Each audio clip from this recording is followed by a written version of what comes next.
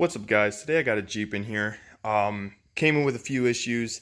First off, the customer had a whining when they were turning the wheels. They didn't know what it was.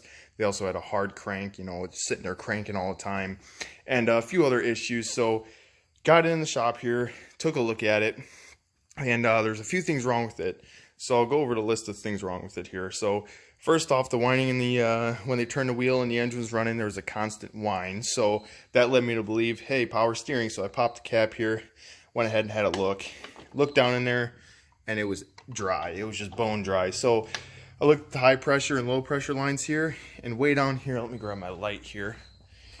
And if you guys are looking for some good shop lights, these Makita 18-volt lights are awesome. They got a flexible head.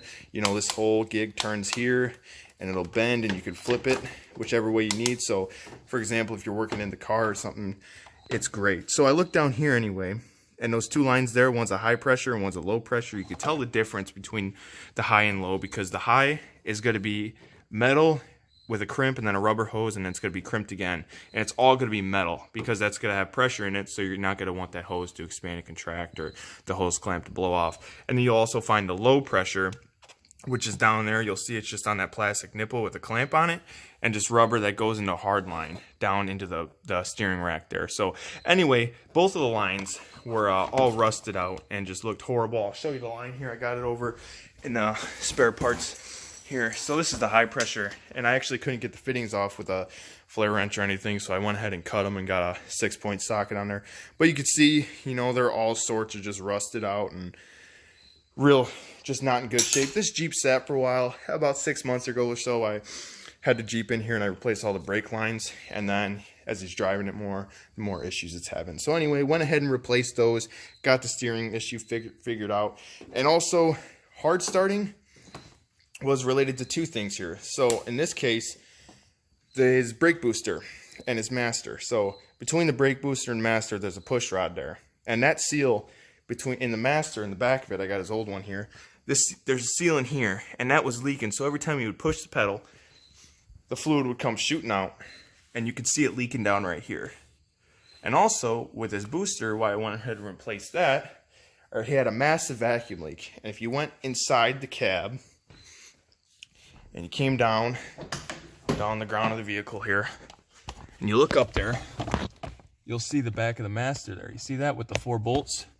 Well, anyway, when you're turning the key and the engine's running, you could hear a loud hiss come from that master. So I knew there too that had a vacuum leak. So I went ahead and replaced that, all new hardware and stuff, brand new master from Rock Auto. It was nice and cheap. The guy, he was all cool with all the parts. So he got a new master and also a new, brake booster. And also, I guess a very common thing on these inline 4 Jeeps, the 4-liter inline 4.6, or sorry, the 4.0 inline 6 Jeeps, is that there's an IAC valve right here, and that's an idle air control valve, and that's found right here. And over time, this Jeep has 200,000 miles on it, but over time, these will build up carbon, and it's basically a solenoid valve that opens and closes, and it controls the airflow on the idle circuit and the throttle body. So anyway, you open this up, pop these 2 torque screws off, they're T20s, pop those off, pull out the valve, and his was all built up with carbon, so when the valve would open, it would stick open, or it wouldn't go open at all, and it was causing a hard start and a bad, erratic idle. So I went ahead and pulled it off. All you gotta do is spray with some brake clean, rub it down with the rag, get that piston in there, that cylinder, nice and clean. And also you want to go ahead and clean out this part of the throttle body here. If you guys can see that in there, there's a throttle body that gets all full of carbon too. So I went ahead, pulled off his air box, or pulled off his air boot, and then pulled that valve out and cleaned out went ahead and cleaned his throttle body, the IAC valve. And now the Jeep starts up good, runs good. I also went ahead and threw 6 new spark plugs in there for him, because it's at 200K, he doesn't think it's ever had a tune-up, so went ahead and threw some more plugs in there. I mean, they were in desperate need here. Let me see if I can find a plug for you guys. You can see, here's his old plugs, and you can see the electrodes starting to wear down. You can see it's uneven on there, so it was definitely time for some plugs. These have probably been in here for probably over 50,000, 70,000, who knows, but yeah, went ahead and replaced a few parts. The Jeep's running great now. Sorry guys, I'm recording on my phone. Apparently I hit the maximum time limit on there. It's only 5 minutes. But anyway, Jeep's running good now. You know, he's happy with it. I'm about to, you know, return it to him. All the parts to replace in this with this engine bay, really easy. With the high pressure and low pressure lines down here, you know, it kind of looks like it's a bitch to get to.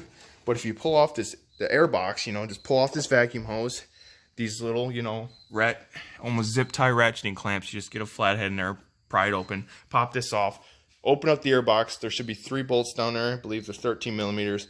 Pull those off, pull up the air box, and you got all the room in the world to work down there.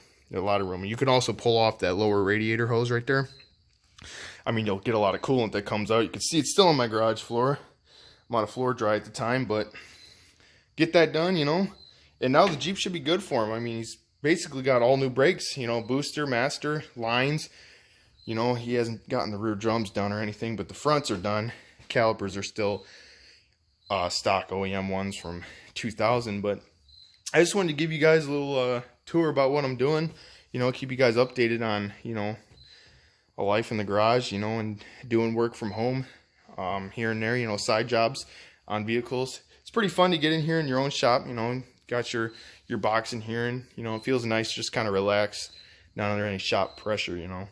Also, these 4 liters, this whole gig right here, the coil packs, it's all one thing. So all one coil pack goes across all 6 cylinders. They're separate coils, but there's 4 bolts in there, 9/16 bolts, and the whole thing comes out, and there's a plug in the back. You got to kind of shimmy it out of there, but not too bad. About 2 hours labor within the whole Jeep. So if you're having hard starting with a Jeep, check this. Check your master or your brake booster. Make sure that's not vacuum leak.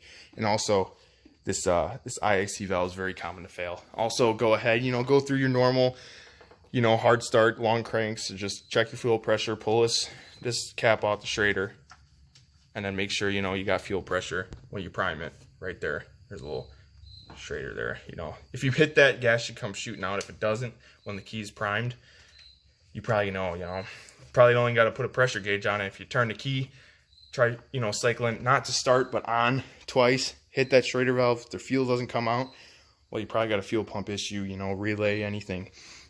But yeah, I just wanted to give you guys a little update about what's going on, and thank you for watching. I'll next time I get another car in here, I'll post another video while I'm working on it, though, because I know it always sucks getting a car in when it's already all said and done. All the repairs have already been done. But yeah, I'll try to get you guys in here and try to get a video when I'm doing it, you know. Be a lot more fun and hands-on. Yeah, but these Makita lights are awesome, and it's great. Always keep a cold Dr. Pepper with you when you're working also. That's the key. Alrighty, guys. I'll see you later. Have a good one. I'll be back with another car anytime soon.